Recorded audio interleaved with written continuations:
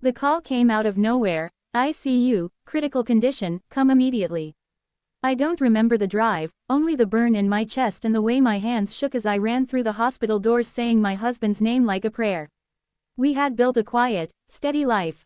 No drama, no secrets, or so I believed. I reached the ICU entrance, desperate to see him, when a nurse stepped directly into my path. Her grip on my arm was firm, urgent. She leaned in and whispered, "Please don't go in yet. Hide, wait." I stared at her, confused and terrified, certain this was about medical protocol. I had no idea she was protecting me from something far worse than bad news. I stayed where she guided me, heart pounding so loud it drowned out the monitors nearby. Voices drifted down the hallway, urgent, emotional, familiar. Then I heard my husband's name again, spoken softly by a woman who sounded like she had every right to say it.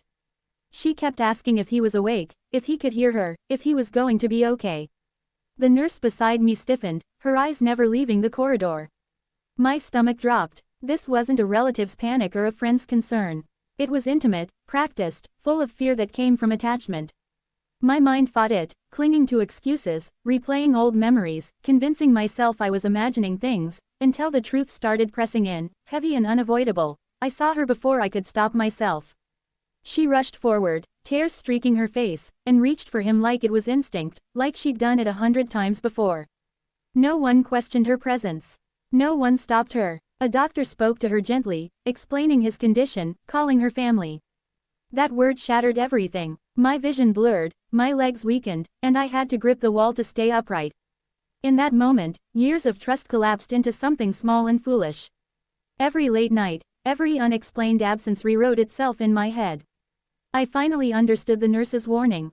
If I had walked in earlier, I would have watched my husband choose her without hesitation, and that realization hurt more than the fear of losing him ever could. I didn't confront him.